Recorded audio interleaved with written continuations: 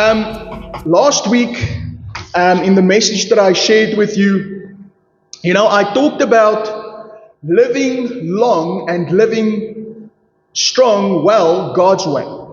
Okay? I talked about living long and living well, God's way. And I said to you that God wants us to live long and He wants us to live well, but the way that He wants us to do this is actually different than what we think. We often want to use the world's way for that, but God's way actually said, and He said it this way, He said, if you want to live long and if you want to live well, the secret is actually in your mouth. That's what He actually said. And I read to you Psalm 34 verse 12. He said, and that verse said, do you want to really live? Okay, we all said we want to really live, don't we? We said, would you love to live a long, happy life? Okay, and we talked about that, and even 1 Peter 3 verse 10 to 11 also talks about that. It says that if you would love to live a long life and see great days, then it actually says this: let your tongue refrain from speaking evil. Okay, let your tongue refrain from speaking evil and deceit. Okay, and that's what the Bible says. It says if you want to live this long, happy life that God has for you, you have to use your mouth wisely. Okay, and we said, the Bible says in James, it actually says, what's the most difficult thing for man to do? To tame his tongue. How many of you have tamed your tongue? Okay, we struggle to tame our tongue, but then I said to you last week, I said to you that God gave us divine help. Okay, and we said that divine help comes in the form of tongues. The gift of the baptism of Holy Spirit. And we talked about that last week. So we prayed last week, we prayed for some people for the baptism of Holy Spirit. Some people did receive, some people broke through and they received the baptism of Holy Spirit. They spoke in other tongues. And, I just felt in my heart that I want to continue on that. Okay, specifically the baptism of Holy Spirit with the evidence of speaking in tongues. So before I continue with that, maybe I must first just say this. I know that there are many teachings out there with regards to this. This is not something that everyone agrees on. There's many different churches with many beliefs on this. But what I want to share with you this morning is not my opinion, but what the Bible says. Okay, and there are people that say that it has ceased. Okay, that even the gifts of the Spirit have ceased. That it's not for today. Okay, that it ended with the apostles. Okay, but I want to say to you that there's so much scripture evidence that tells us that that is not the case. Okay, so one of the scriptures, that I just want to share with you specifically, and Pastor Stefan, sorry, this is not in the notes, but is Acts 2 verse 39, or I think it is in the notes actually. I'm going to speak about this scripture as well. But Acts 2 verse 39 actually says this: this promise is to you and to your children and to all whom the Lord your God will call. You see, so what was he referring there to? He was specifically referring to the baptism of Holy Spirit with the evidence of speaking in other tongues. And he was saying this, that is for you, for your children, and for everyone whom the Lord will call. So that's not something that has ceased. It is for everyone whom the Lord your God will call. It is still coming. It is still in our day and age. So don't let people tell you this is something that ceased. Okay? And I know there's many other questions. I'm going to answer some of them as we go through the message this morning. But it's important that we prepare our hearts, because this is one of the foundational things in the church. In the church of Jesus Christ, what started the church? Acts 1 verse 8. The Bible says, Jesus actually told them, go wait in Jerusalem for the baptism of the Holy Spirit. You will be endued with power. When the Holy Spirit comes upon you, you will be endued with power and you will be my witnesses. You see, that witnessing was never going to be a natural witnessing. It was going to be a supernatural witnessing by the power of Holy Spirit. It was God that was going to come upon His people. He was going to bring the transformation, and people were going to be witnesses for Him through the power of Holy Spirit. Not in our intellect, there's nothing wrong with intellect. But these days it seems that people try to convince people intellectually. We try to argue with people and reason with them, and we try to present them with all of these evidence, and there's so much great evidence that is actually there these days. We were talking this week, Marietta and I, that it's actually very interesting. In 1948, Israel became a nation. But also in 1948, something interesting that also happened was that there was a great earthquake in that time. And when that great earthquake actually happened, something amazing happened. That the ground where Noah's Ark, people believe, rested, was actually uncovered. Okay, they could see a shape of an ark and it's in Turkey. It's a physical thing that you can actually see. You can go Google it as well. And you will see that people actually believe this is the resting place of Noah's Ark. So why is that significant? I believe it's significant because what was the ark all about? The ark was all about that God was saying time is running out. But there's an ark. I've prepared an ark. I've prepared a way. And I believe that same message is still true today, that God is saying that there's an ark. I've made the way. I've sent my Son, Jesus Christ. You don't have to die in your sins. You don't have to die. I have prepared everlasting life for you. I have prepared it. There's an ark that is available. The door is open, but are you going to receive it? You see, so there's a lot of physical evidence for these things, but it's not our job to intellectually try to convince people of the gospel and of what Jesus says and what the Bible says is true. It's our job to be witnesses. And what does a witness do? They testify. And when they testify, the Bible actually says, who will confirm the word with signs following? Holy Spirit. He will confirm the word with signs following. We have to do the witnessing, but He will confirm the word. And that's the power that God has given us. When the early church started, that was the power that God gave to the church. So that we are not just natural witnesses, but that we are supernatural witnesses. And that is why I believe this is so important, because this is what started the early church, and this is what we need in today's church. You see, we don't need more things, we don't need more activities, we don't need more programs. What we need is the Holy Spirit.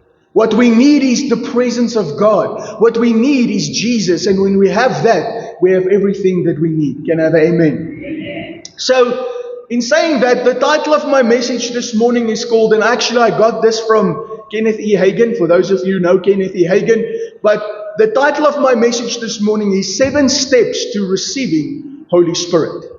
7 steps to receiving Holy Spirit. So say to the person next to you, are you ready to receive the Holy Spirit? Okay, so how many of you have ever received a gift, but you've never opened it? Not many of us, isn't it? If you have a gift, you always want to open it quickly. Now, this gift was ours, and this gift that I'm talking about, it belonged to us, but until we receive it and open it, we can never enjoy the benefits of this gift. You see, this gift of Holy Spirit, God has given Him to us, but if we are not going to open this gift, we are never going to enjoy the benefits of this gift. You see, in a lot of times, we have never fully received and experienced the gift that God has already provided for us in Jesus. Now, Jesus didn't promise us a doctrine. He didn't promise us a denomination or just an experience. He promised us someone. He promised us a helper. He promised us a comforter, a strengthener, a standby, someone who is always with us. And He's not an it, He's a person. His name is Holy Spirit. So I want all of you to just this morning, just say, good morning, Holy Spirit. Okay, and that is what we need to do. He's a person and we need to acknowledge him. You know, he's not an it, he's a person. And he is God himself who is living in us and who is working in us forever. You know, a lot of times the problem is that there's a lot of people that are hungry for God, but they are held back by fear. They are held back by wrong teaching, confusion, and a feeling that they are not good enough to receive this precious gift of Holy Spirit. And this is the thing. We don't have to earn this gift. We don't have to deserve it. We don't have to beg for it. We can just receive it. You see, because this is the reality that Jesus has already paid the price for us to receive Holy Spirit. And instead of wondering if this promise is ours, the time I believe is now that we actually receive Him into our lives and allow Him to work powerfully in our lives. Can I have an amen? You see, but a lot of times this is the problem, and this is what I was talking about with someone as well. I was talking about this last week to a few people as well, but there's sometimes hindrances to us receiving the baptism of Holy Spirit. And people have a lot of preconceived ideas with regards to Him as well. And you know, the wonderful experience of being filled with the Spirit is actually for anyone who is hungry for God. So let me ask you, how many of you are hungry for God this morning? Okay, not hungry for food, but hungry for God. Okay, I know you're probably hungry for food as well, but we are more hungry for God this morning. That's why you are here in the cold. You see, but it doesn't matter what denomination you come from, the Holy Spirit is a gift. And this is something powerful that I want you to remember. It is not what we think the Bible says that counts. It is not what someone told us about what the Bible says that counts. It is what we know for ourselves about God's Word that counts. You know, Jesus said this. He said, you will know and the truth shall set you free. You shall know the truth. You see, it's the truth that you know that sets you free.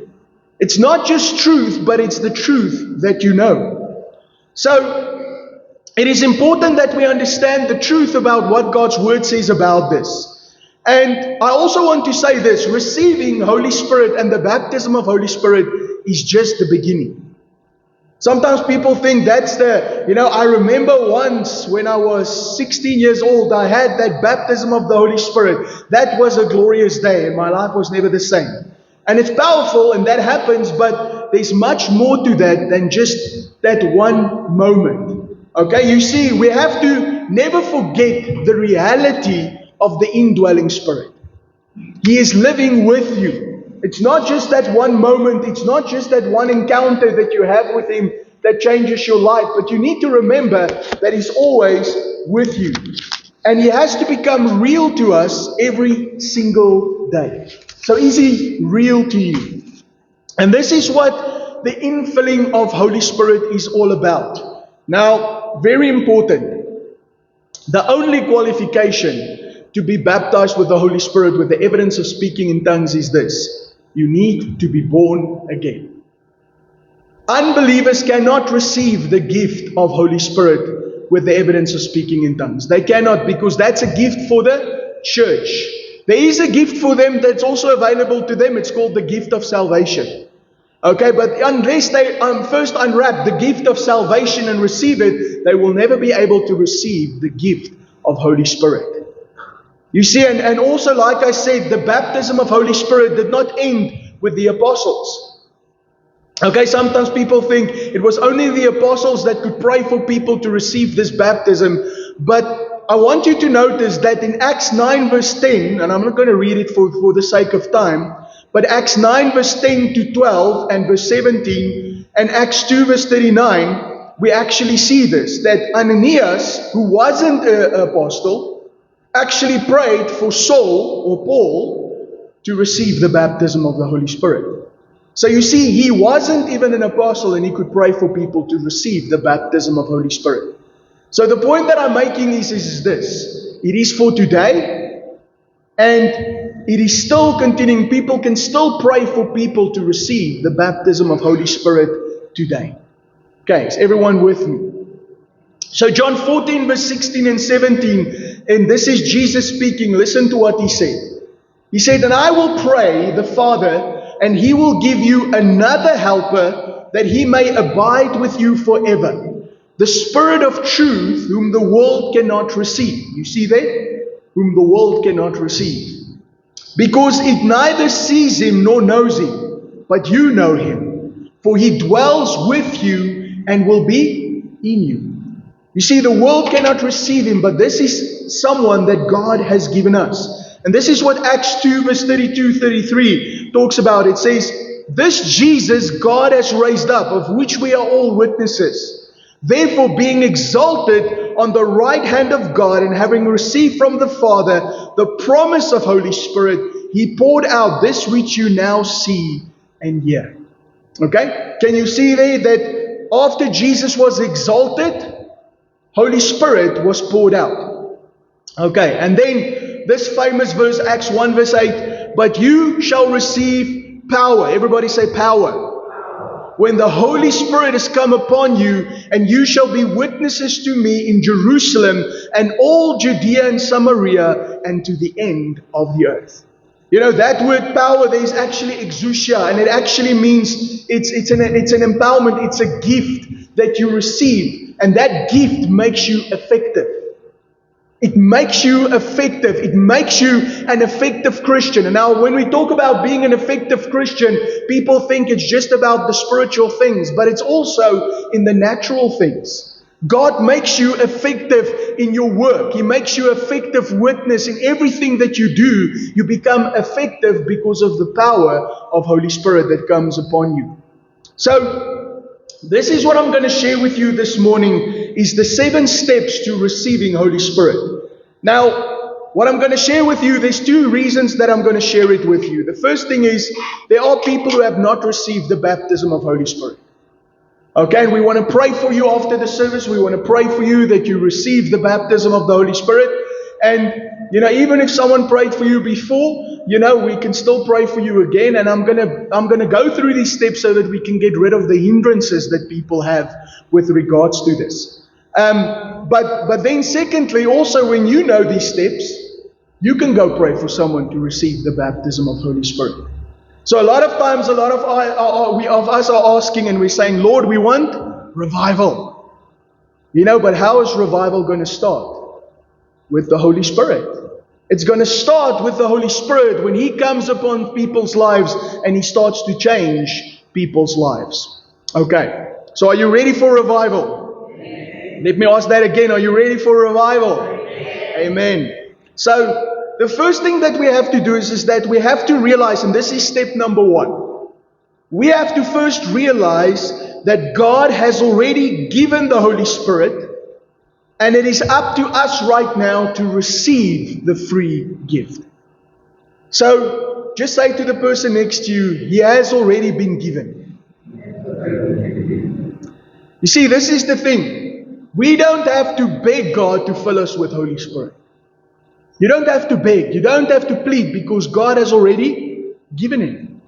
You see, the promise that Holy Spirit was to be given in Acts chapter 2, you know, Jesus said to the disciples, He said to them, "Go wait in Jerusalem for the baptism of the Holy Spirit." He said, "Go wait." Okay, but we no longer have to wait, because, you know, He was already, after that day, He was poured out. Holy Spirit, we call that Pentecost. And on the day of Pentecost, Holy Spirit was already poured out. So, this is the thing that you need to know this morning, that after that time, the Holy Spirit hasn't been given to anyone. He hasn't been given, we have to receive. You see, He has been given, but we need to receive. Like any gift, you know, salvation was a gift that was offered to you. How did you receive salvation? You received it as a gift. We have to receive. You see, Holy Spirit was already poured out. And that's what we read about in Acts 19 verse 1 to 6. So it says, and it happened while Apollos was at Corinth, that Paul, having passed through the upper regions, came to Ephesus. And finding some disciples, he said to them, now listen carefully what Paul said to them. He said, did you receive the Holy Spirit when you believed? Did you receive? So then they said to him, we have not so much as heard whether there is a Holy Spirit. You know, this is even the case today. There's a lot of people today that don't even know if they're about Holy Spirit. And he said to them, in what then were you baptized? So they said, in John's baptism. Then Paul said, John indeed baptized with a baptism of repentance, saying to the people that they should believe on him who would come after him, that is on Christ Jesus. In verse 5, when they heard this, they were baptized in the name of the Lord Jesus. And when Paul had laid hands on them, the Holy Spirit came upon them, and they spoke with tongues and prophesied. Can you see that? They received what God had already given. You see, Paul didn't tell the disciples to pray that God would give them the Holy Spirit. The Bible says that the Holy Spirit came upon them, and they spoke in tongues, and they prophesied after they received. You know, Acts 8 verse 14 to 15 also talks about that. So when the apostles who were at Jerusalem heard and Samaria had received the word of God, so they first received salvation, then they sent Peter and John to them, who when they had come, prayed for them that they might receive the Holy Spirit. You see, Holy Spirit has already been given, but we need to receive. So that's the first thing that we need to know when it comes to the baptism of Holy Spirit. The apostles and everyone prayed. We need to pray correctly. The apostles and everyone that prayed didn't pray that God would give the Samaritans and give the Holy Spirit, but that people will receive Him. Okay, so are you ready to receive Him? Okay, step number 2. Anyone who is saved immediately is ready to receive the baptism of Holy Spirit.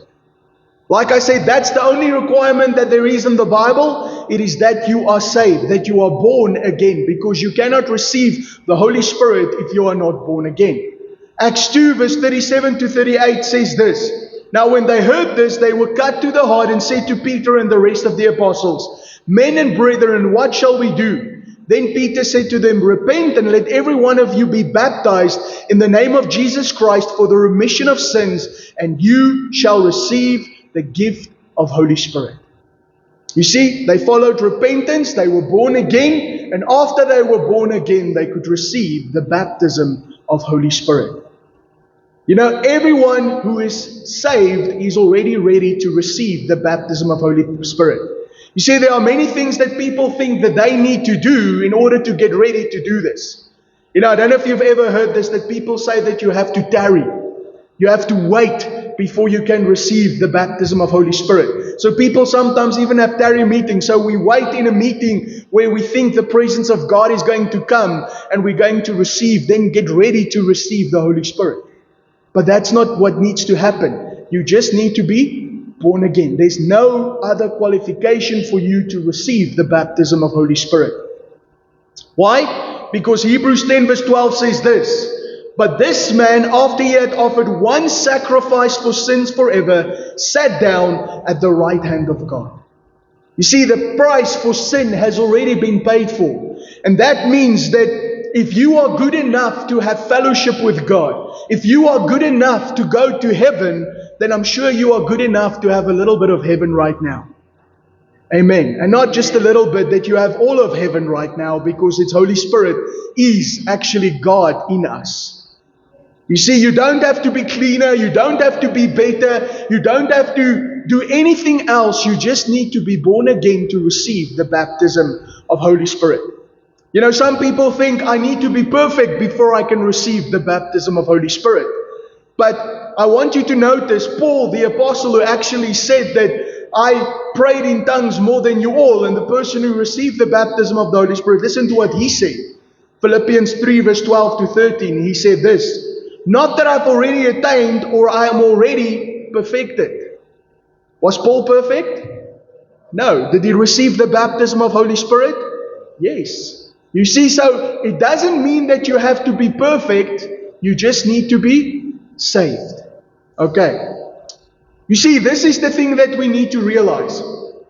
If we could do everything we ought to do, and if we can be everything we ought to be without Holy Spirit, why would we need Him? Why would we need Him if we are already perfect? You see, that's the thing, that He actually came for Christians who are not perfect. He came for Christians who need Him, who need His empowerment to be changed and transformed. You know, I want you to actually see this, that in the Bible, carnal Christians actually receive the baptism of Holy Spirit. How do I know that? Because the Corinthian church, who were the most carnal Christians that you could ever find, if you go read your Bible, you will see they were very carnal. And Paul actually rebuked them because of all their carnality and all of the things that they were doing in the church. And Paul said to them that they actually received the baptism of Holy Spirit. So what does that say to you? You don't have to be a perfect Christian in order to receive the baptism of Holy Spirit. You don't have to be good enough, and that doesn't mean we condone carnality and we're saying that it is right. But what we're saying is that the way to get out of carnality, the way to get out of the flesh, is by the power of Holy Spirit. You see, baby Christians can be filled with the Holy Spirit. You don't have to first learn a few things before you can be baptized with the Holy Spirit. You know, you can receive it even if you are a baby Christian. Acts 1 verse 8, all of them were baby Christians. You know, none of them knew anything about the Holy Spirit, yet they received the baptism of Holy Spirit. So, say to the person next to you, you don't have to be perfect to receive the baptism of Holy Spirit. Okay? So you need to receive, and you don't need to be perfect. Okay? Then the third step. When we lay hands on people, this is what the Bible says, they will receive the baptism of Holy Spirit. So why do we do that? Why do we lay our hands on people? Well, because the Bible refers to that, because anyone can lay hands on someone according to the Bible as a point of faith. As a point of contact, as a point of faith where we release our faith. So where do we find this in the Bible? Well, the first mention of this is actually, if you think about the woman with the issue of blood. The woman with the issue of blood, she was suffering from this hemorrhage, and she was experiencing this issue of blood for a lot of years in her life. She actually sold everything, she lost everything, and she didn't have anything left. But the Bible says she said to herself, if I could only touch the hem of His garment, I will be made well. You see, it was her faith. It was a confession of faith. And she said, if I could touch the hem of His garment, I will receive. She released her faith, and the moment when she touched his cloak, immediately in that moment she was healed. She received by faith. She released her faith. You see, so that is why the laying on of hands is a point of contact. And it's not my power, it's nothing I can do, but I release my faith with you, that you, at that moment when we lay our hands on you, that you will be able to receive the baptism of the Holy Spirit. Okay, it's a point of contact, it's a place where we release our faith together. Does that make sense? You see, the Bible actually says that faith is now. Hebrews 11 verse 1 says, now faith is the substance of things hoped for. It says, now faith. So it says, because faith is now, when I lay my hands on you now, and that moment of faith is released, and we receive whatever we believe for, we receive it in that very moment. You see, we put our trust in the Lord, and we know that the moment that we do that, that is something that is released. So, it is important that we know that we need to release our faith. You know, because, once again, how did you receive salvation? By releasing your faith. You were saved by believing in your heart and confessing with your mouth. When you did that, you received salvation. So when we release our faith this way, this is also how we will receive the baptism of Holy Spirit. And that brings us to step number 4. You know, when you receive the Holy Spirit, this is what you can expect is going to happen. He's going to start to move on your vocal organs. Okay, so when I talk about your vocal organs, this is your voice. Okay, He's going to start moving on your voice. And you are going to start speaking supernatural words that is not going to make sense to you. Okay? Listen, they are not going to make sense to you. It's not words that you are going to understand. It's not a language that you are going to understand. You see, so what happens a lot of times is that, you know, when the Holy Spirit comes upon people, they think that the Holy Spirit is going to do the talking. But it is not Him that is going to do the talking. It is you who is going to do the talking. He is going to move on your vocal organs, but you are going to do the talking. Once again, this is biblical. Because listen to every scripture that I've read to you. It says this. Acts 2 verse 4. Let me read this one to you. And they were all filled with the Holy Spirit. You see, they were filled. And began to speak with other tongues. Who began to speak with other tongues? They began to speak with other tongues. You see, you are full, but you start speaking. And that's why it's important that you know that it's you who is going to do the speaking. Don't wait for Holy Spirit to do the speaking. The Holy Spirit that speaks over you, okay, or forces you to speak, you know, it's an evil spirit. Okay, so it's always in cooperation with the Holy Spirit that you speak. It is never Him forcing you to speak. Okay, you have to do the speaking. So the words are going to form, but you have to do the utterance. Okay, you do the talking. But many times when people hear this, they think, you know, but isn't it just going to be me talking? Yes, it is you talking, but it is by the unction of the Holy Spirit. It is by Him touching your vocal cords, by Him giving you this gift, and Him overflowing in your life. You see, nowhere in the Bible do we find that the Holy Spirit speaks in tongues. The Bible actually says we speak in tongues by the power of the Holy Spirit. You see, every biblical reference speaks of this. And I'm going to give you a few examples of this.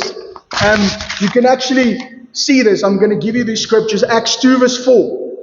I already read that. But Acts 10 verse 46 says, for they heard them speak with tongues and magnify God.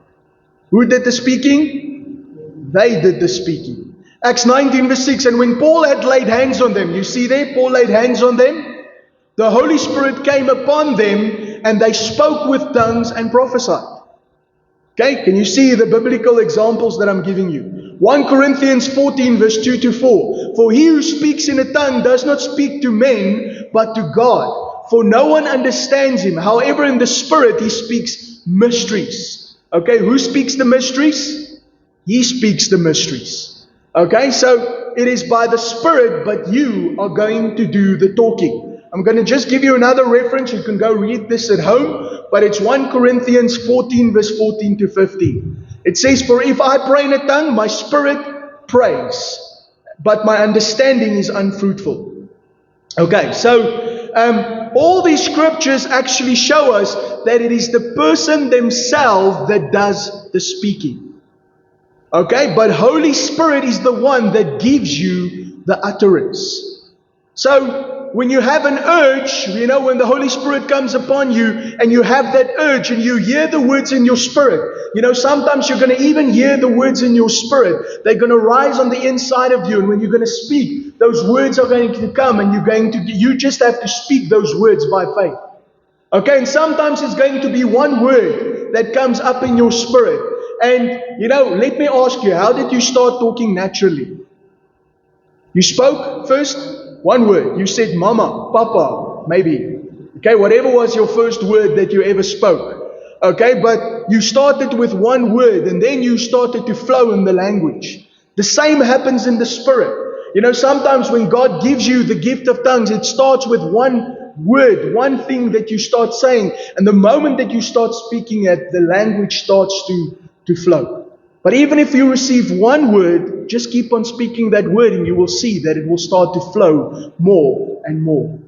You see, but this is the thing. You have to cooperate with the Holy Spirit. Everything we do as Christians, as born-again believers, we have to cooperate with the Holy Spirit. If I don't cooperate with Him, then nothing is going to happen. Okay. Step number 5. Sometimes we have to get over our fears first before we can receive the baptism of Holy Spirit. You know, there's a lot of fears that people have with regards to this. Sometimes people think, you know what if I get a false spirit? Have you heard that sometimes people say you can get a false spirit?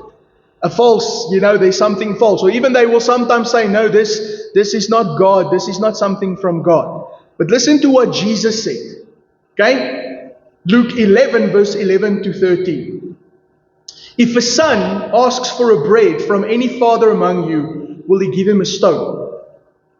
Or if he asks for a fish, will he give him a serpent instead of a fish?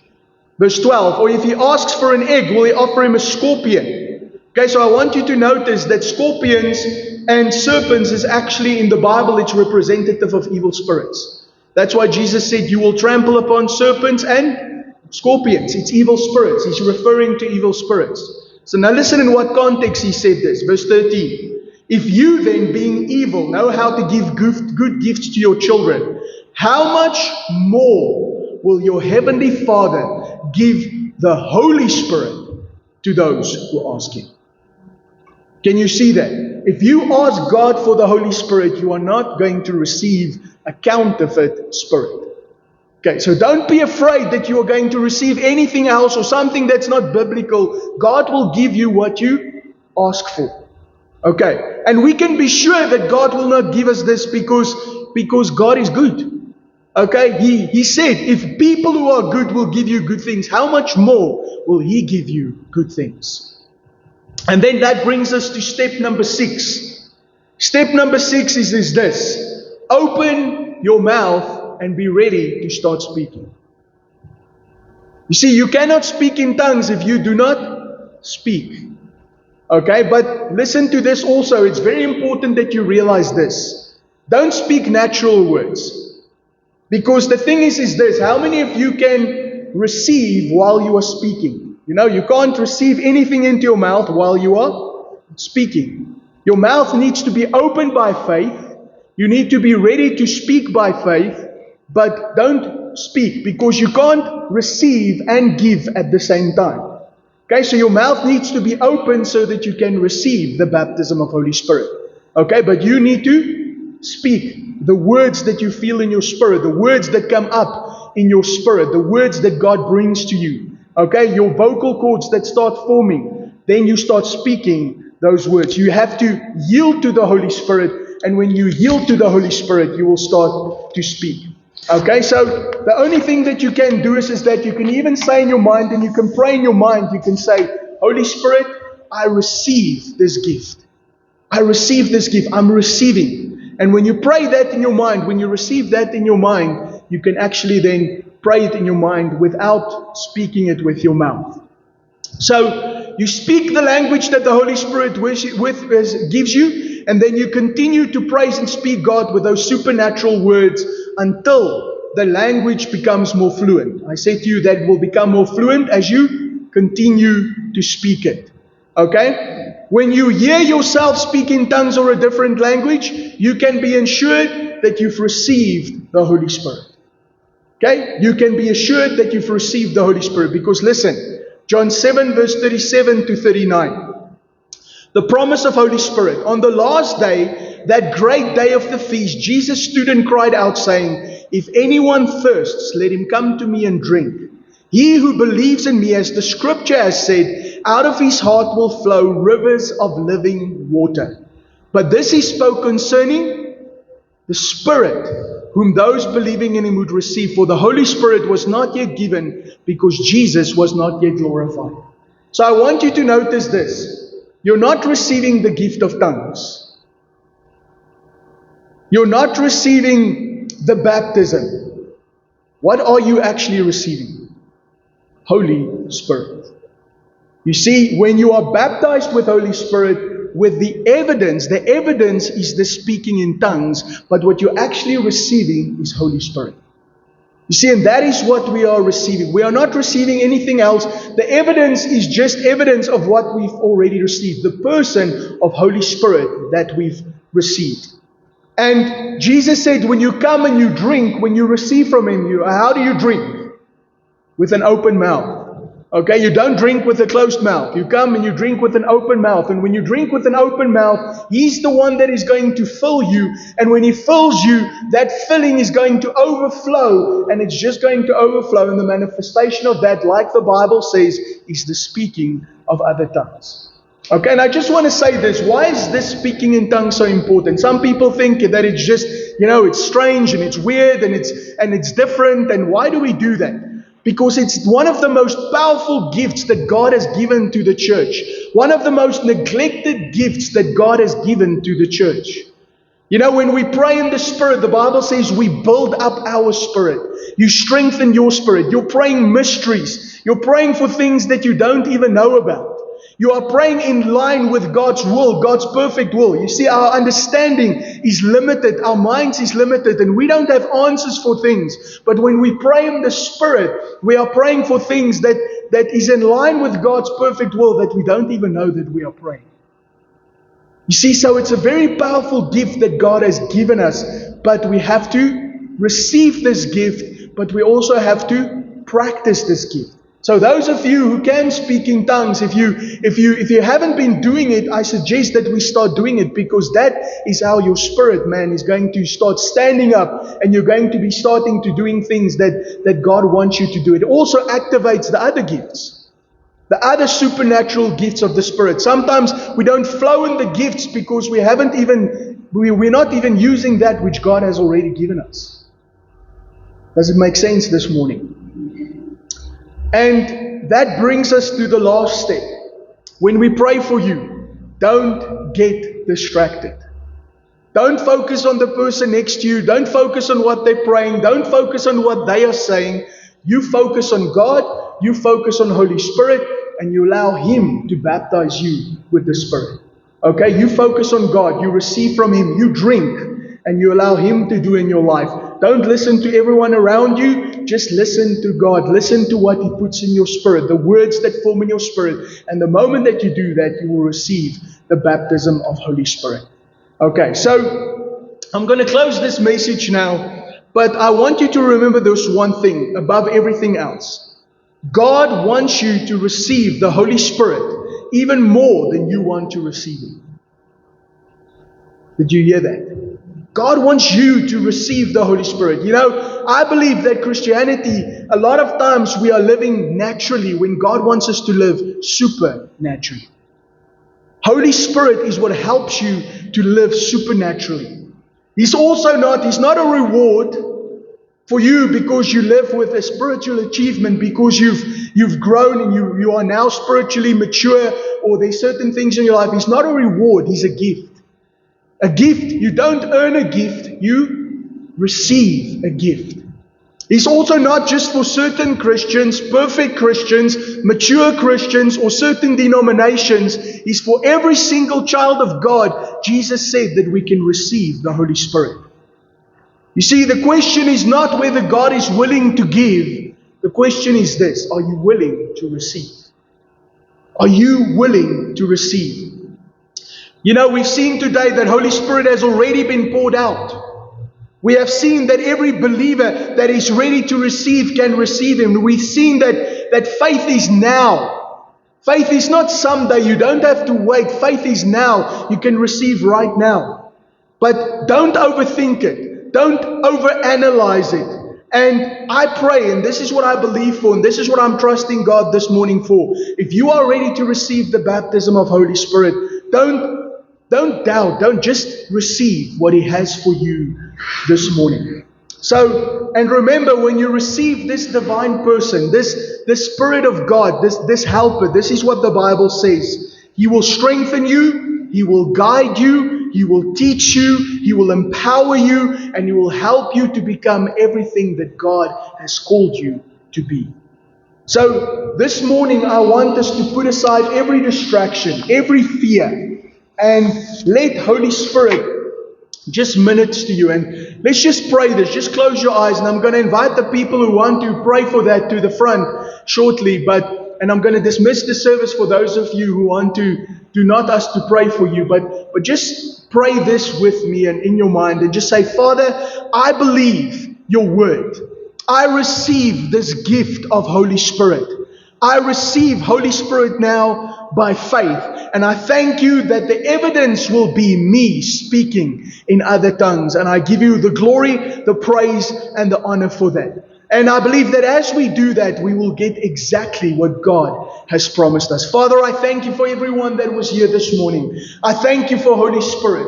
Lord, this is not something that we try to conjure up. This is not something that we try to do. We thank you, Holy Spirit, that you are real. You are real. You are a person just as much as the Father, just as much as Jesus. You are part of the Godhead and you are the Spirit of God. And Holy Spirit, you said that we will receive power when you come upon us. And Lord, this is my prayer for every single person in this place, that they will not walk out of this place unempowered, that they will not walk out of this place, Lord God, without your life, without your gift, Lord God, but that they will receive this morning and that they will see the manifestation of what you do in their lives. And I thank you for that, Father God. Lord, as they go through this week, Lord, help them to remember this gift of tongues, Lord. Help them to remember this gift of speaking in tongues. Let them pray in the Spirit more than they pray in other languages, Lord, that they will know, Holy Spirit, that you are real, that you are powerful, and that you change people's lives. And we give you the glory, the praise, and the honor. And I thank you that they will be effective witnesses as they go from here, empowered by you, Holy Spirit. In Jesus' name, amen.